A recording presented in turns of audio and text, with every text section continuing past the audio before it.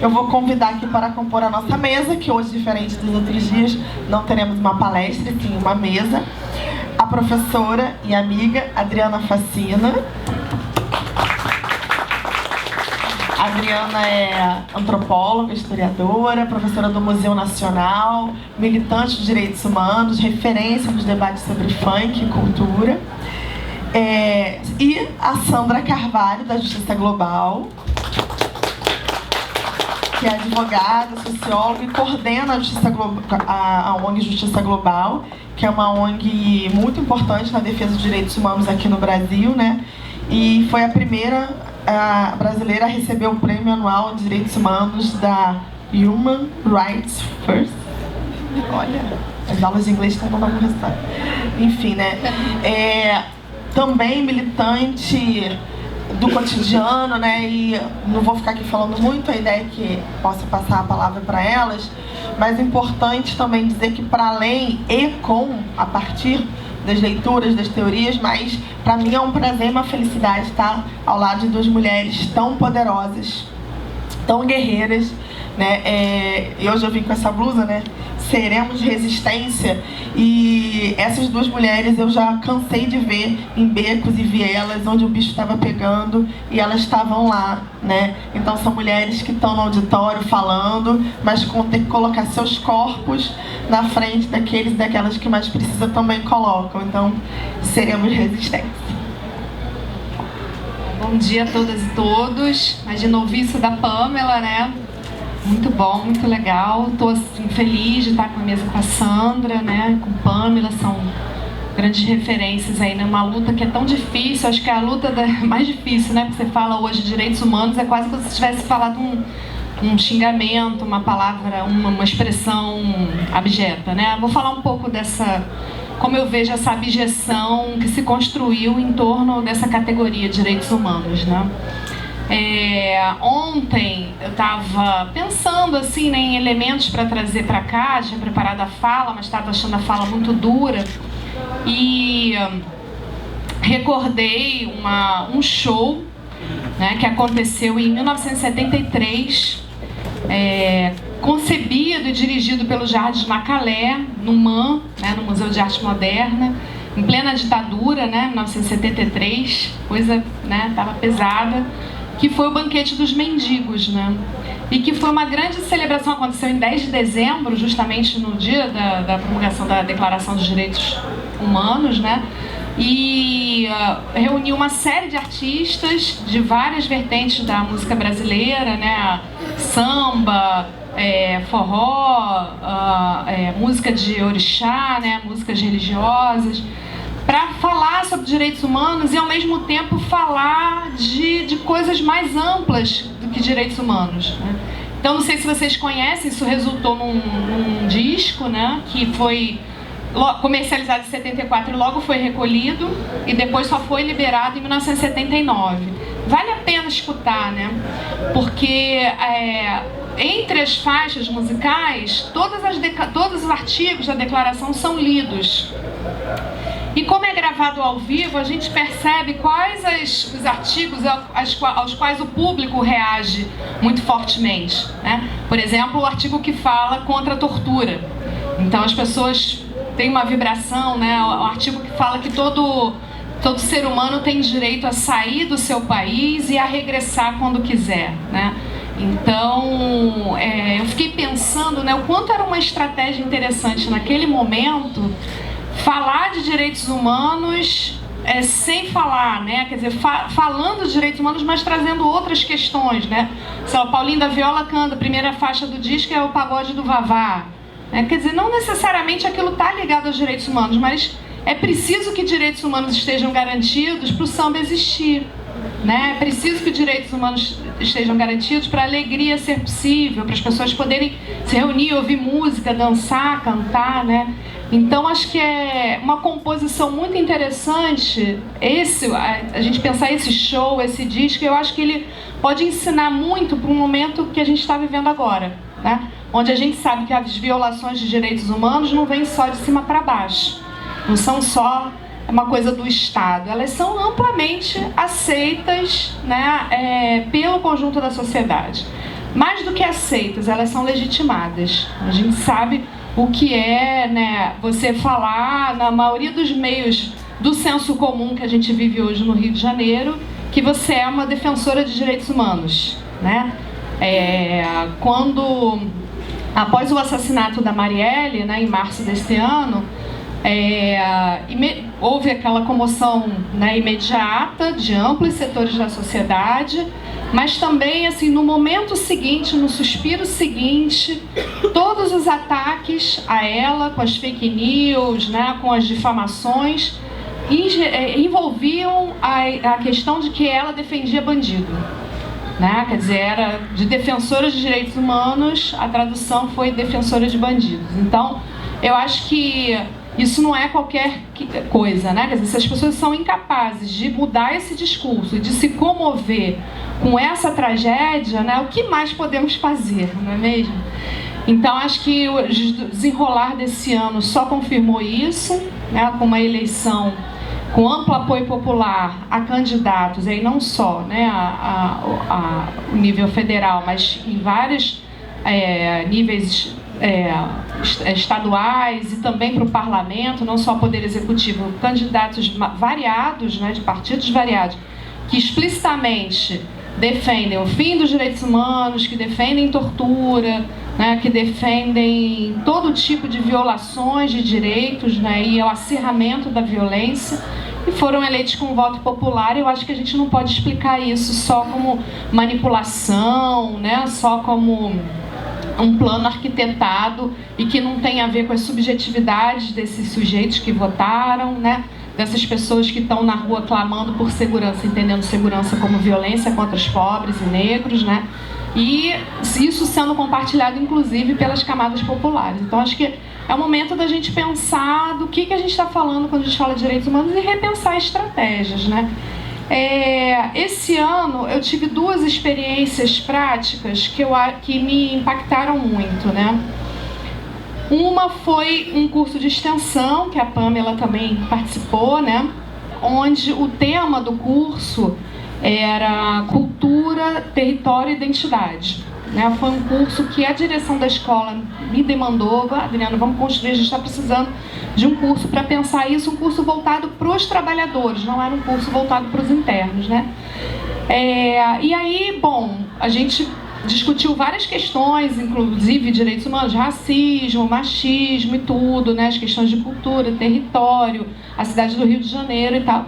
E assim, um dos maiores elogios que o curso recebeu, né, na minha pessoa da coordenadora e os professores, foi que a gente conseguiu falar a determinados segmentos da instituição sobre direitos humanos. Por quê? Porque a gente não usou a palavra direitos humanos. Não foi alguma coisa consciente, não foi alguma coisa que a gente pensou, né, mas que foi entendido como uma estratégia, porque se a gente chegasse em sala de aula dizendo: olha, os direitos humanos, ou a gente tem que defender os direitos humanos, sim, haveria uma evasão, segundo, né, as avaliações, imensa, e as pessoas simplesmente se fechariam para ouvir qualquer coisa que viesse depois, né? Uma outra experiência também, eu dei algumas oficinas em escolas de ensino médio esse ano sobre direitos humanos, né? A convite de professores de história. E sempre, na verdade, foi um professor que me convidou, aí a partir de outros professores amigos foram chamando. Eu quero essa mesma oficina. E a mesma questão aparecia, né? Olha, tá muito complicado falar de direitos humanos. Eu queria trazer alguém para falar sobre isso na escola, não sei o que. Isso foi no primeiro semestre. E aí, imagina no segundo, né? como é que deve ter sido. E aí, bom, eu falei, e me passaram a situação, as pessoas acham, os alunos acham que direitos humanos é coisa de bandido e tudo. E eu falei assim, gente, como é que eu vou falar? Se eu chegar falando, oi gente, eu vim aqui dizer, né, que vocês têm que defender os direitos humanos, não ia ser aceito, né? Então uma coisa que eu fiz foi o seguinte, olha, eu trouxe aqui algumas frases, algumas sentenças, me apresentei, falei, ó, legal, vamos conversar aqui um pouco sobre questões que era gênero e direitos humanos, questões de gênero e tudo, falar sobre direitos humanos. E aí, mas antes disso, eu vou falar aqui algumas sentenças, umas frases, eu queria que quem concordasse com essas frases levantasse a mão.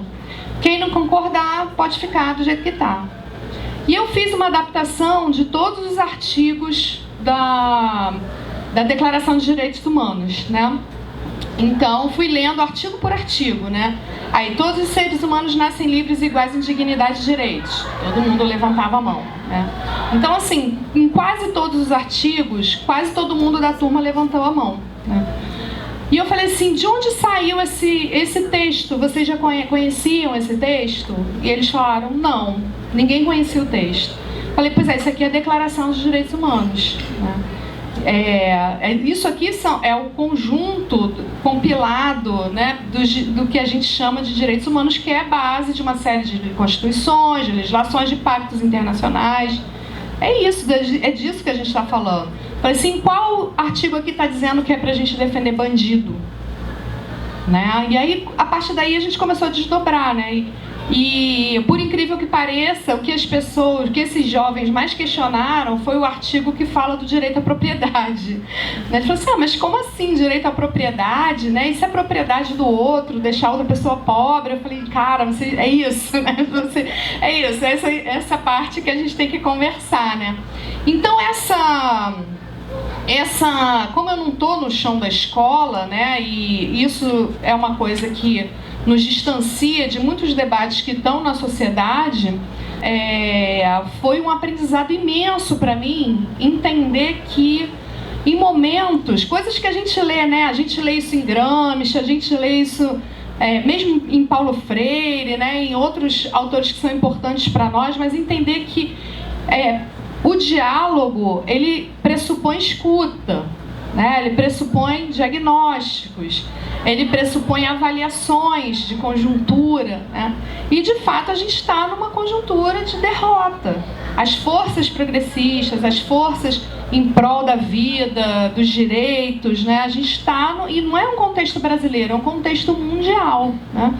E eu acho que em momentos assim, o exercício da escuta é muito importante, porque só a partir dele a gente vai conseguir mudar as categorias através das quais a gente se comunica, né?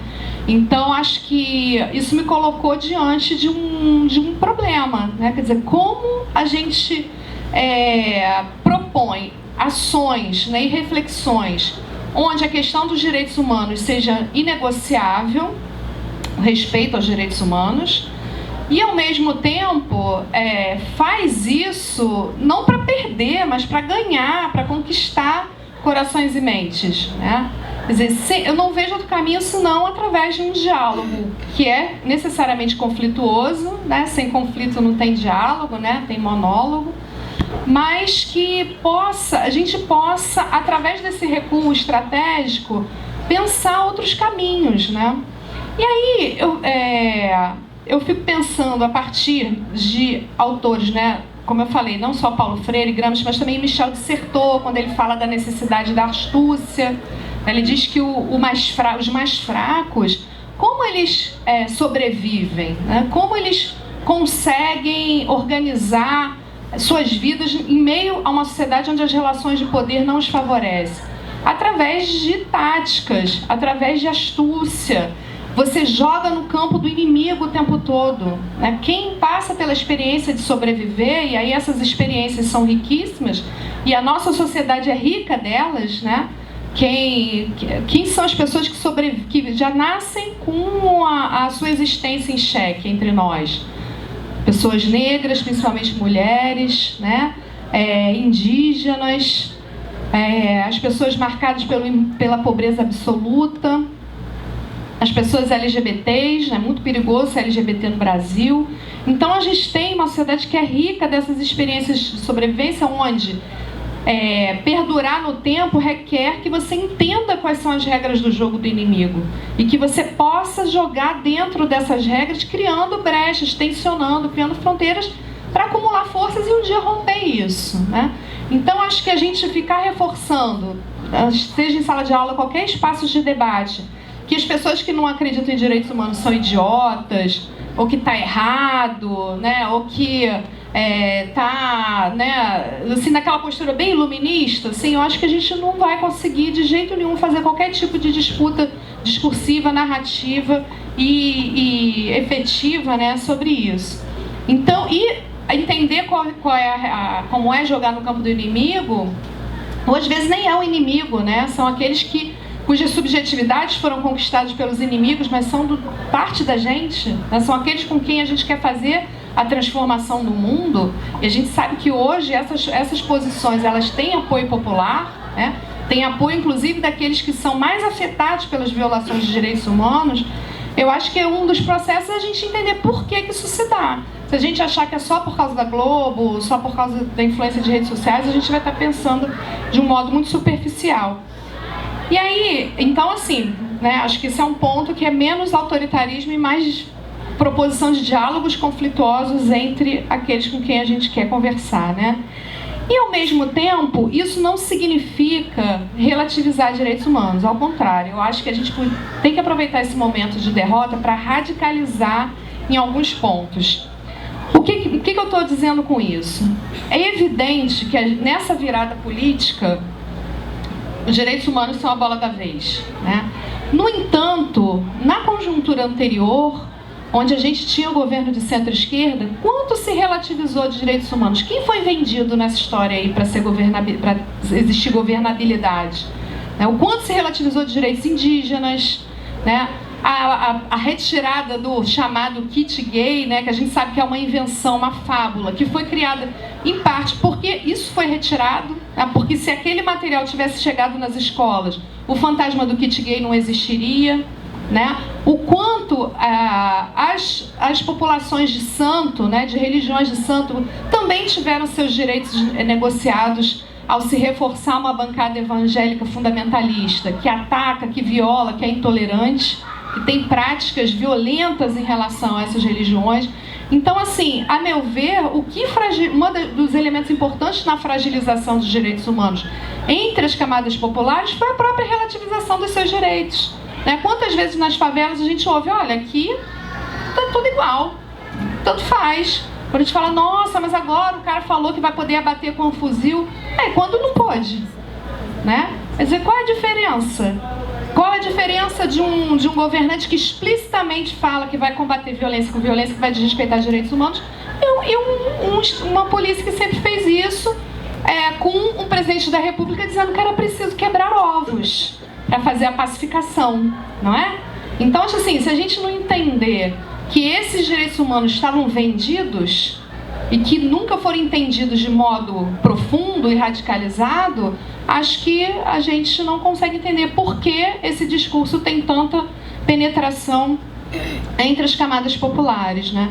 Então, acho que é momento da gente construir novas narrativas, né? Narrativas astutas, mas ao mesmo tempo radicalizar, inclusive entendendo que nos parâmetros que estão colocados hoje, os direitos humanos não nos contemplam. Por quê?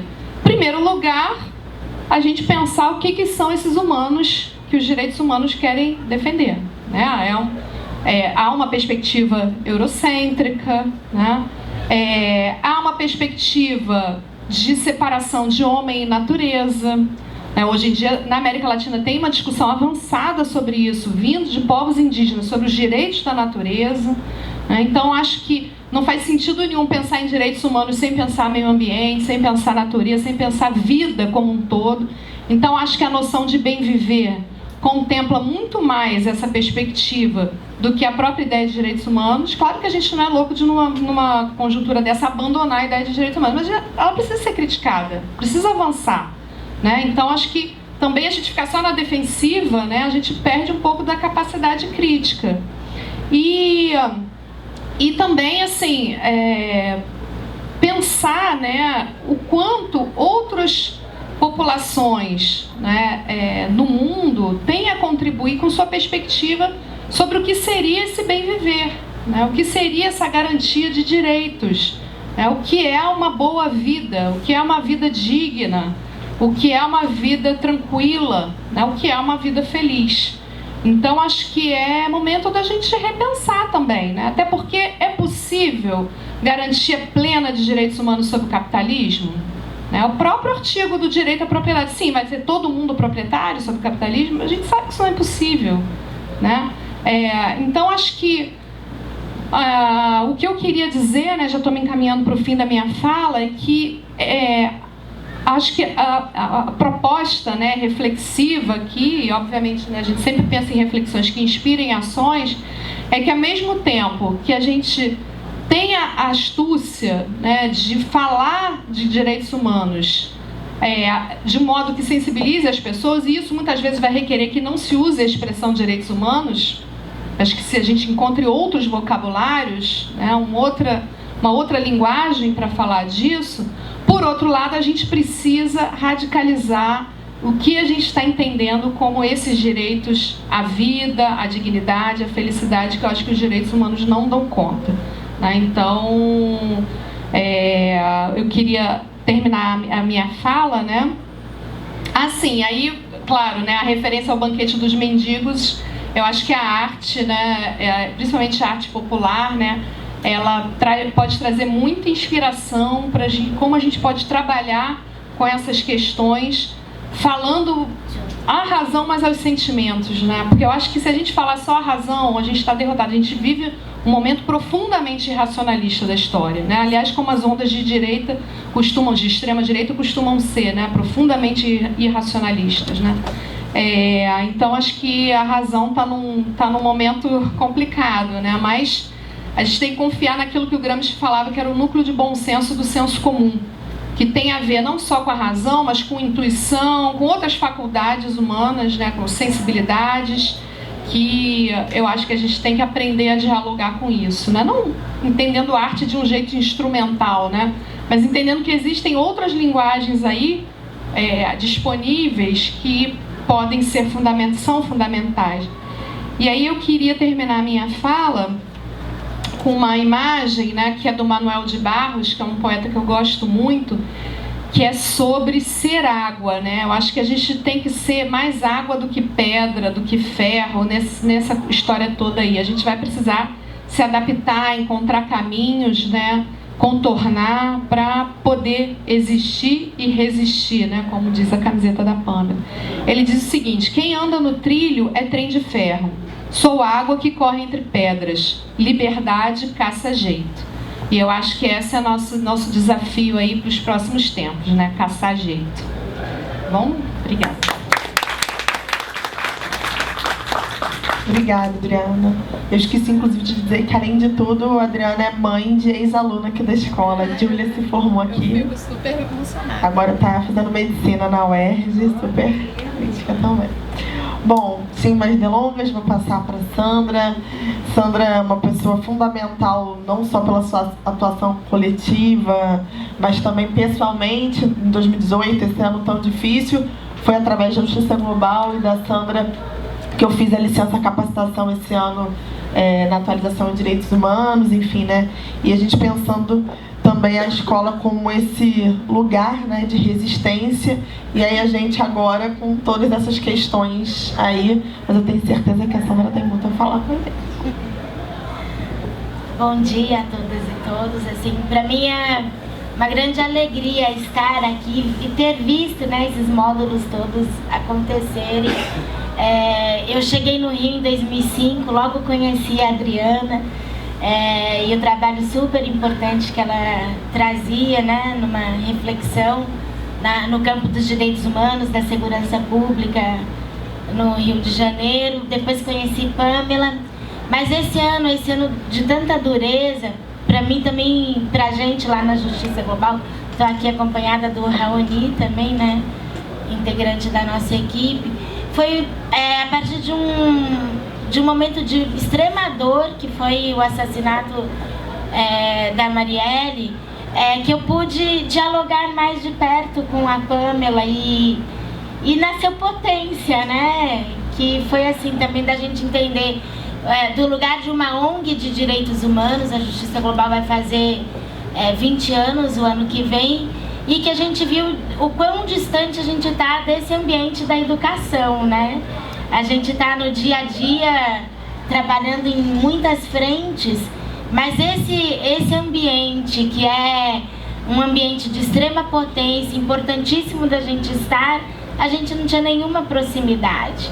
Então, assim, desse diálogo, principalmente num momento em que o pensar crítico está tão em risco, né? Assim, a gente vê isso crescer a cada dia mais.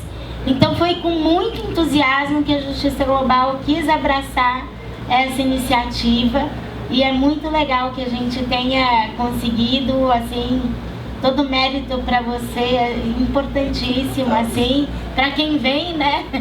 Para quem está a fim de fazer essa discussão aí, é muito importante. Então, agradeço muito a gente ter conseguido construir isso, né? Estar aqui junto, fazendo o movimento da vida nas resistências.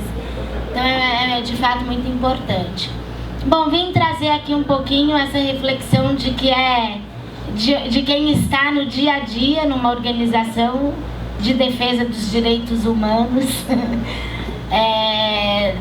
numa tarefa muito árdua, né?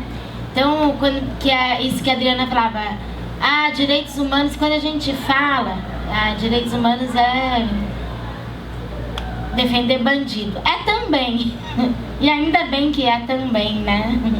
Acho que a nossa tarefa mais árdua é conseguir demonstrar que é isso também, e é importante que seja, mas é muito mais do que isso, né? É muito mais do que isso.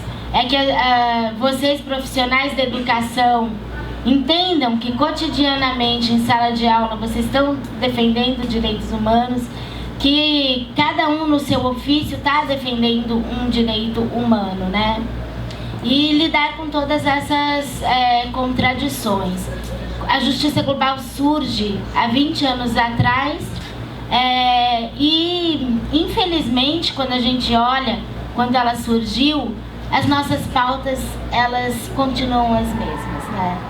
A gente avançou, não dá para falar que a gente não avançou, mas infelizmente os nossos passos são passos lentos, né? A gente, a cada 4 passos para frente, a gente vê esse movimento conservador também cheio de contradições, e a gente tem que saber lidar com essas contradições para fazer as nossas disputas, né? Isso tudo está dado no cotidiano da defesa dos direitos humanos. Então, a gente na Justiça Global trabalha em muitas linhas de frente. A gente está dividido em alguns programas. Então, a gente tem um programa de violência institucional e segurança pública, que a gente trabalha no campo do enfrentamento ao encarceramento em massa no Brasil, das violações de direitos humanos no sistema de privação de liberdade, com a questão da violência de Estado, né, violência policial. A gente trabalha com a proteção daqueles que defendem direitos humanos, né, proteção aos defensores de direitos humanos. E a gente também tem um programa dos direitos humanos, econômicos, sociais, culturais e ambientais, os DESCAS. Então, essas são as principais linhas de frente que a gente tem atuado na Justiça Global. E vocês devem ter visto, assim, por que isso também, a atualidade e de como as nossas lutas e as nossas pautas, elas se renovam. E a gente tem, a Adriana falou bastante, assim, da gente pensar as estratégias que nos movem, né? A gente olha para esse Brasil de agora e fica pensando assim, fico pensando em vocês que estão em sala de aula, né? E que tem um papel importantíssimo a cumprir. A gente olha e fala assim, e agora, né? Nesse cenário em que tudo parece terminado, qual é a nossa estratégia de sobrevivência. Mas daí acho que a Adriana trouxe uma coisa que é muito importante, que é assim, é para quem é um novo desafio, né? Se a gente olha na justiça global, a gente tem feito um esforço quase que cotidiano de entender isso, né? Assim, por que a democracia a que eu tenho acesso não é a democracia que os outros têm acesso? O valor que eu agrego é um valor do campo do privilégio, né? Como uma mulher branca, enfim, que tive várias outras oportunidades no campo, no que me constitui. E a gente não está...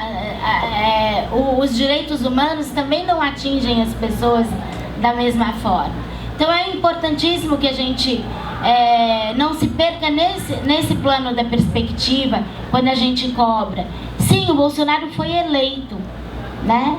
Não que, com tudo que ele traz, que pra gente se apresenta um perigo, ele foi eleito. E acho que a gente precisa fazer uma reflexão sobre isso. O que na fala dele chamou para esse campo? Porque o nosso campo também invisibilizou muitos outros em que a gente acha que estavam inseridos dentro desse rol de direitos, e na verdade quando eles estão completamente segregados disso, né, desse campo. Então assim, quando a gente cobra, mas o apreço à democracia, mas é uma democracia racista, machista, elitista, que também não trouxe, né, uma grande maioria da nossa população. Então a gente, ao longo dos anos, tem tentado enfrentar essas questões a partir desse patamar, né, de enfrentar de frente essas questões, e não que na nossa organização a gente não continue sendo racista, machista e elitista. Mas acho que se a gente quer de fato fazer um diálogo mais franco, é importantíssimo a gente também reconhecer a partir desse patamar, né? E não responsabilizar. Então acho que esse vai e vem de quem está numa luta pelos direitos humanos, que também direitos humanos é isso, quando a gente usa essa palavra, a gente na Justiça Global falava assim, olha, se você pega um táxi, não vai falar que você trabalha com direitos humanos, não vai, porque a gente já vira um alvo de ataque. Mas é importante que a gente hoje lute por esse direito, né? Pelos direitos humanos. Eu quero afirmar, sem ter vergonha de dizer ou sem ter medo de dizer, que sim, eu sou uma defensora de direitos humanos. E alargar, principalmente, esse conceito, né? Acho que são conceitos políticos que se fazem no dia a dia e que precisam ser alargados. E a partir disso, das resistências, das questões que são postas, e num discurso de assim, como é que você conquista ou traz uma pessoa para esse campo, né, de reflexão. Então, eu acho que principalmente essa capacidade que a gente precisa ter de dialogar. Então, assim, você, bandido bom é bandido morto? O Brasil é o país da impunidade? São, né, fácil de dizer. Se a gente perguntar num campo, sim, bandido bom é bandido morto. Claro, o Brasil é o país da impunidade. Gente, o Brasil já está no terceiro país com o maior encarceramento do mundo, né? Como é que não é quem fica impune. Exatamente, né? A seletividade. Quem é que está lá? A gente não é o país da impunidade. É um dos países mais punitivos do mundo. Então é também a gente saber como é que a gente vai quebrando esse senso comum. Você é favorável à tortura? Você sabia que qualquer um que você conhece pode ser torturado? Vai fazer, né, passar por isso? Quando você coloca a pessoa para fazer uma reflexão a partir de uma experiência que aproxima, você começa a mudar o pensamento. né? A gente é muito no automático, né? Sem esse processo de reflexão. Eu lembro assim de um material que a gente trabalhou um pouco no conceito da questão do aborto, né? Do punitivismo, enfim. Então você acha que uma pessoa o aborto é crime, quem faz aborto tem que ir para prisão. Daí você começava a perguntar assim: o que você acha do aborto? Ah, o aborto é um absurdo, é crime e tal. Você já conheceu uma pessoa que fez aborto? Sim. Você acha que essa pessoa devia ir para a prisão? Daí você traz para um outro campo de reflexão, né? Então, eu acho que hoje a gente, com tudo que está posto, a gente está desafiado a construir essas resistências, mas com a possibilidade de diálogo, né? Eu acho que vou fazer 50 anos o ano que vem, e eu nunca tinha passado um período como esse período eleitoral aqui, em que o diálogo foi tão silenciado na vida, né? Em que você ter uma posição política, você estava com medo, com receio de se expor, de se colocar, porque o outro lado não permitia o diálogo. Então, isso para mim foi muito aterrorizante, esse silenciamento pelo medo, por uma imposição, e tudo que está anunciado, né, por aí. A Pamela também ontem, um pouco falando com ela, assim, como é que a gente vai se movimentar daqui para frente com o que está anunciado? O ativismo no Brasil, nas palavras de Bolsonaro, não vai ser permitido, né? A escola não pode mais ser um lugar de pensamento crítico importante. A educação não vai mais ter esse lugar. Então, assim, como é que a gente, diante desse cenário, vai produzir as nossas estratégias de resistência? Eu estava numa reunião em São Paulo com cerca de 30 organizações e movimentos sociais no comecinho de novembro, e daí uma série de pessoas, a gente tem que sair desse país e tal. A gente sai e vai deixar o resto. Não é assim, né? Se precisar sair em última instância, a gente sai. Mas não, a gente tem que saber encontrar os caminhos que a gente tem para trazer a nossa luta e esse poder da reflexão, de como você pensa as estratégias, de como você traz o outro para o seu campo. Num momento eu estou ali fazendo um processo de resistência com o povo tupinambá no sul da Bahia. Em outro, eu estou aqui no Rio de Janeiro denunciando a violência da polícia, a intervenção militar na segurança pública, né? E o que isso traz num contexto das violações das favelas. Eu estou lá resistindo em relação à emenda 95, que tem um impacto brutal na vida de todos nós, né? Que é a questão do congelamento dos gastos públicos. Então, tudo isso são questões de direitos humanos. A gente está nessa linha de frente, abarcando tudo isso, né? Com muitos processos de resistência. Está posto nesse próximo período que a gente vai ter que dialogar muito mais, a gente vai ter que estar muito mais junto para enfrentar esse período. Não vai ser um período fácil. Se a gente olha para o Rio de Janeiro, é assustador. Os nossos companheiros de outros estados falam assim, tá todo mundo lascado. Mas o Rio de Janeiro dá um pouquinho mais, né? Com essa, vamos bater todo mundo, a gente já não tem, né? O estado já foi devastado econômica e politicamente, né? Assim, pouco sobrou.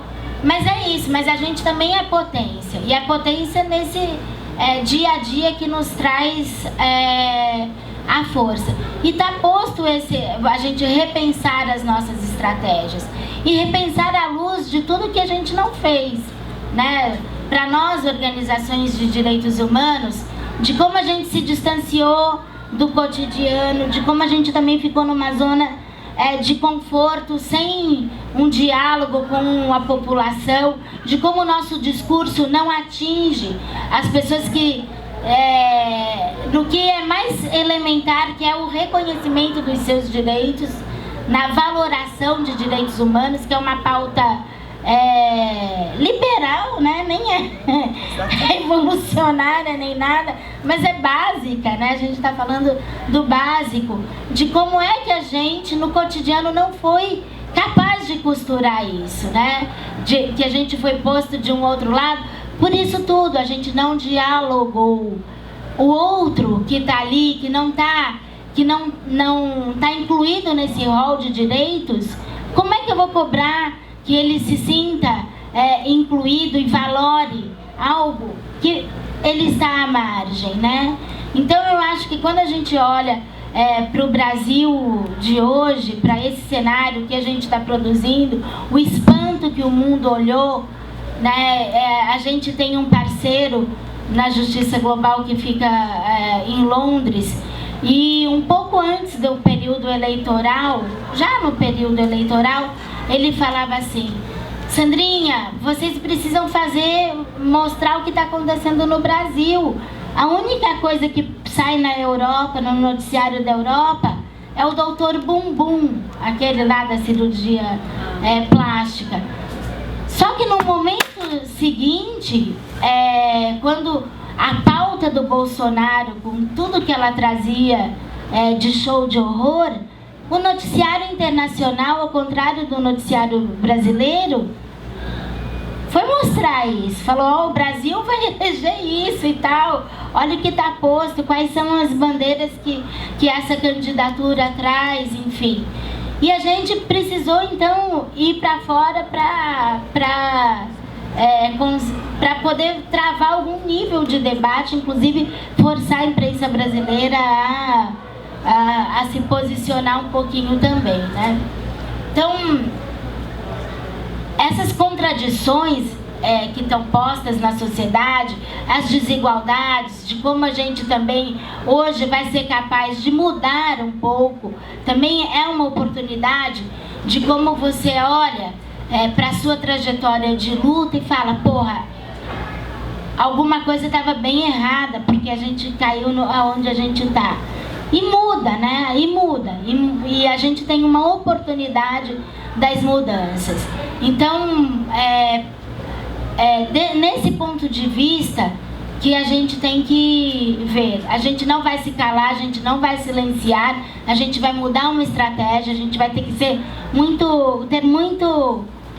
muita ginga para poder fazer essa caminhada. Mas a gente vai ter que realmente reformular.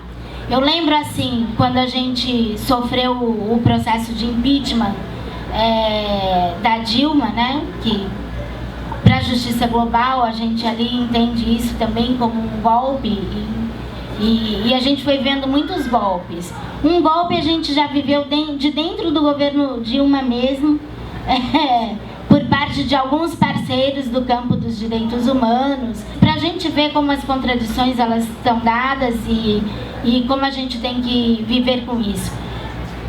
Pouco antes do impeachment, a gente teve, por parceiros na caminhada de direitos humanos, um decreto que cerceava a participação social. Né? Então, assim, como é que é isso?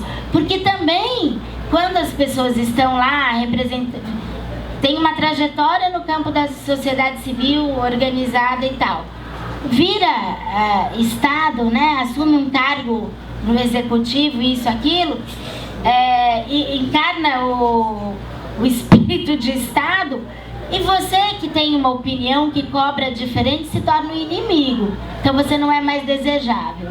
Né? E eu me sinto sempre assim no campo dos direitos humanos. Eu nunca sou a desejável, né? A gente nunca é o desejável, mas a gente está ali e a gente persiste. Então, depois do impeachment e com tudo que já veio de ruim no governo Temer em relação a criminalização dos movimentos sociais e das organizações, ao aumento da violência, das desigualdades, a retirada de direitos, a gente também conseguiu construir os nossos espaços de resistência, né, e de aglutinação de setores. Então, por exemplo, a gente participa de uma campanha muito legal, que vocês podem olhar depois na internet, que chama assim, Direitos Valem Mais, que foi uma campanha encabeçada pela plataforma Desca Brasil, e que a gente produziu material audiovisual, foi para diversos espaços para conversar sobre o que significa a emenda 95, o que está aí apontado, o impacto direto na vida dos trabalhadores, das trabalhadoras, das donas de casa, dos donos de casa, das crianças, dos adolescentes, o que significa isso na sua vida real, né? E é esse tipo de disputa que eu acho que a gente tem que começar a fazer, né? É essa disputa do cotidiano de um trabalho que é um trabalho de formiguinha, que está aí em sala de aula, quando você está se relacionando, quando vocês estão se relacionando com os seus alunos num ambiente de educação, que a gente fala assim, escola sem partido. Não é escola sem partido que estamos falando, né? Não é disso que se trata, né? É de um silenciamento, de um pensamento mais crítico. E a gente não vai se calar e se dobrar a isso. A gente não vai desconsiderar as perseguições, as ameaças e tudo isso, mas a gente vai criar uma estratégia de sobrevivência. As ONGs, o ativismo não está mais permitido no Brasil. Eu não vou fechar a porta e falar tchau, estou indo embora, volto daqui 4 anos. A gente vai se repensar no cotidiano e lutar em relação a isso, né? Então, isso é a luta pelos direitos humanos. É esse refazer constante contra as arbitrariedades, contra o silenciamento. E a gente tem hoje um cenário muito ruim no campo dos retrocessos, né? Muito ruim, que a gente não deseja isso para o nosso país, para a nossa família, para os nossos filhos, para os nossos netos, para a população em geral. E a gente não vai ser silenciado. A gente vai repensar as nossas estratégias cotidianamente para seguir em luta e nesses processos de resistências, né? Porque isso se faz no cotidiano. Quando a gente soube do assassinato da Marielle, a gente até hoje na Justiça Global, a gente fica assim, gente, muita coisa mudou. As coisas não são mais as mesmas depois disso, né? A gente vive cotidianamente assassinatos no Brasil. Mas por que o assassinato da Mari, ele muda, mas ele muda e também te impulsiona para um outro campo, né? Ele muda porque ela é uma companheira com a qual a gente tinha muita proximidade, com a qual a gente compartilhava um projeto, né? No campo dos direitos, e que isso nos avassala brutalmente, porque tira o nosso chão. Mas olha também a potência que é, né? É uma potência que também nos coloca mais, não vão nos calar, lutamos como ela, enfim. Isso foi muito potente, né? A gente precisa também olhar para esses momentos de dor, de pavor, né? De pânico, o que virá para isso, para ver que também nesses processos a gente tem potência. A gente tem muita dor, é muito difícil a gente prosseguir, mas também olhar para esses momentos entendendo que isso nos potencializa também. A gente pode pensar outras estratégias, a gente não entrega o jogo, não abre mão do que é a nossa luta cotidiana. Então, desde que a gente teve o Bolsonaro eleito, o Witzel aqui, enfim, esse cenário, as organizações de direitos humanos têm se reunido com bastante frequência e falar assim, tá bom, então vamos bolar a nossa estratégia de sobrevivência e de resistência nesse processo. Por onde a gente vai? O que a gente vai garantir como mínimo para poder garantir, né, a nossa luta, a nossa resistência e não abandonar, mas também fazendo essa reflexão de que se a gente chegou onde a gente chegou é porque a gente errou feio também, né? A gente não conseguiu construir uma trajetória que olhasse para tudo aquilo que nem... todos aqueles que não estão incluídos, que não estão abrigados por uma gama de valores e de direitos que eu tenho, mas que o outro não tem, que para ele também não soma nenhuma importância, né? Assim, de que democracia a gente está falando? Uma das coisas que a gente fala é assim, tá bom, essa história, vamos então ser guardiões da democracia e tal, isso não dialoga mais com ninguém, ou dialoga com uma camada muito pequena da sociedade, porque a gente vive numa sociedade racista, desigual, machista. Então vamos romper com isso, vamos radicalizar, abrir mão também dos nossos privilégios e poder entender o que é isso e ver o que isso está sinalizado, né? Então, queria também, acho que é importante a gente dialogar, mas acho que mais do que nunca é importante que a gente se mantenha firme, aberto a entender também o que a gente precisa mudar no nosso caminhar, na nossa trajetória, no campo dos direitos humanos, assim, e criar outros canais de luta, de resistência, mas também tentando romper com isso, né? Entendendo que olhar para o Brasil com todas as contradições que ele tem e entender que se a gente não romper com o racismo, com o machismo, a gente não vai transformar essa sociedade. A luta pelos direitos humanos vai ser em vão se a gente não tiver isso na centralidade. Isso não é fácil, né? Estou lá numa organização de direitos humanos que tenta tatear por esses caminhos, mas é muito difícil, mas é fundamental.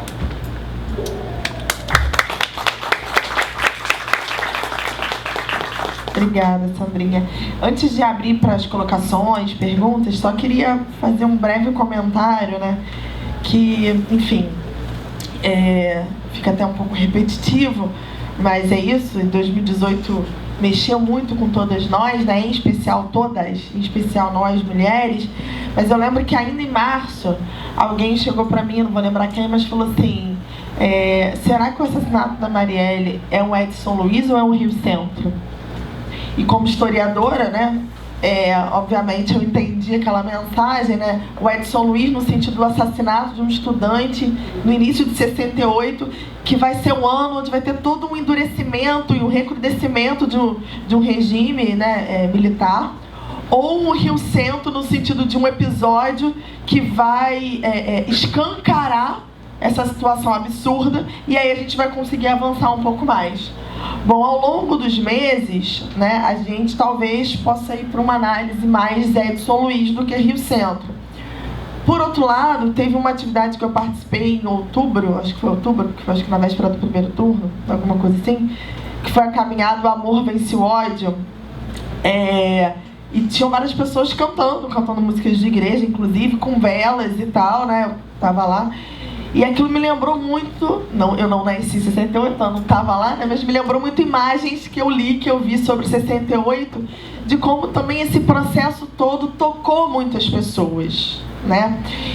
E a mesa de hoje, né, mais do que falar sobre os artigos da declaração, o conteúdo A, B ou C, eu acho que a gente aqui, e as duas foram maravilhosas nisso, é falar sobre o que nos toca, o que a gente precisa tocar na outra e no outro, porque nós perdemos na empatia. empatia, o que ganhou foi a indiferença. O que aconteceu? Que nós ficamos no nosso iluminismo e não vimos que as nossas palavras de ordem, as nossas cartilhas, as nossas falas não estavam mais dialogando com as pessoas. Aonde a gente viu isso, né? Então, momento de final do ano, listinha, o que eu vou fazer, o que eu vou refazer, é pensar isso também em nós, né? É pensar que quando a gente fala num determinado espaço como esse, encarceramento em massa, né? Saber como é que eu falo isso para o meu aluno da EJA, como é que eu falo isso para minha avó, como é que eu falo isso para minha tia. Ah, sabe, vó, aquele seu primo que não pagou pensão e foi preso, ele melhorou? Ah, não melhorou nada, voltou pior. Ah, então, será que se ele fizesse uma pena alternativa? Você sabe o que é pena alternativa? Ah, é isso? Ah, talvez melhorasse, né? A gente nem consegue, né? Então acho que a gente está vivendo um momento aqui nós temos o curso técnico de meio ambiente, tem professora aqui do curso, temos o curso de gestão ambiental, e lá com a Dani, né? A Dani é uma das pessoas que trabalha no Justiça Global, e ela diz que a paixão dela é discutir toda a questão da Samarco, a questão dos minérios, a questão dessa violência ambiental. Isso é direito humano. A gente teve um evento aqui coordenado pela Rosiântona, que está ali, que foi a Semana da Química, e o título era Quem meteu a mão na nossa água? A água é um direito humano. Então vamos falar de água, vamos falar de cultura, vamos falar de vida, vamos falar dos indígenas que não estão podendo plantar e colher. Porque isso é direito humano, eu não preciso nem falar direito humano, se for o caso. Isso não é porque, e a gente sabe, né, que vão falar, então agora eu não vou falar mais porque eles venceram. Não vou falar mais com esse nome porque eu quero atingir mais gente. Porque senão você está fazendo o que eles querem. Não. A gente tem que pensar, a literatura, a arte, né? A Adriana Vinha falou na intervenção dela, eu lembrei do evento que a Patrícia organizou com o Rafael, pelo Fórum de Diversidades, né? Enfim, um evento que já é o 2º ano e que é extremamente sensível, assim, eu chorei todos os dias que eu vim para o evento, porque envolve o toque, a gente ainda faz, e eu mesmo, falo de mim, né? Eu, quando penso em evento, acabo pensando em evento muito duro, né? Enfim, a gente não consegue, muitas vezes, sair dessa nossa lógica, né? E quando a gente não sai dessa nossa lógica, a gente não entende essa dor que já está há muito tempo no outro. E aí eu me lembro de 2 episódios, para ir encerrando, senão eu vou falar muito, né? Um foi em 2013. Em 2013 eu estava grávida, então eu não fui para as manifestações, mas fiquei acompanhando muita coisa. E muita gente falando, muita gente que, enfim, é militante e tal, mas militante, sei lá, do movimento estudantil, ou de um determinado grupo de sindicalismo e tal. E a galera, assim, revoltada, porque estavam... e é óbvio que era pra estar revoltada, porque estava tendo muito bala de borracha. E aí a galera da favela começou a dizer, tá de sacanagem, na favela a bala nunca foi de borracha. E aquilo ali instaurou uma crise que a gente tinha que ter, e algumas pessoas tiveram, capacidade de acolher e entender o que se tratava. Porque uma pessoa tá reclamando à toa, na favela a bala não é de borracha. Como uma galera tá... Por que eu tenho que lutar pela reforma trabalhista? Eu já não tenho direito a nada mesmo. Isso não me pertence. Ou no Enecult, que nós estávamos, né? Uma militante negra maravilhosa falou, vocês estão falando aí pela democracia? A gente não vive democracia, não me interessa essa democracia. E aí uma parcela ficou assim, caraca, que tiro foi esse, né? Por que isso? E a gente vai precisar, né? A gente vai precisar caçar jeito, e acho que esses momentos são momentos de caçar jeito. E antes da gente começar, a gente estava aqui num papo informal falando sobre religiões de matriz africana, né? A Adriana, que convive mais comigo, já deve ter me ouvido falar disso algumas vezes, mas acho que é importante. A minha formação é católica, eu não frequento religião de matriz africana, mas acho interessantíssimo, gosto de ler, gosto de ir, inclusive, né? E tenho cada vez mais sentido que tem um orixá que pode nos ensinar muito com a sua história, que é o Omulu, né? A gente precisa aprender a olhar para as nossas chagas. A gente precisa aprender a olhar para o que nos faz sentir dor. Porque enquanto a gente não conseguir mexer nisso, e aí sim, transformar essa dor em mudança, em amor, em outra coisa, a gente não vai avançar. Então, que essa dor infindável de 2018, que ela nos sirva para fazer vida, para fazer potência, né? Para ser Oxumaré, para ser vida e morte, para ligar, né? Para que a gente possa ir cada vez mais. E vamos abrir para as colocações, perguntas. É isso.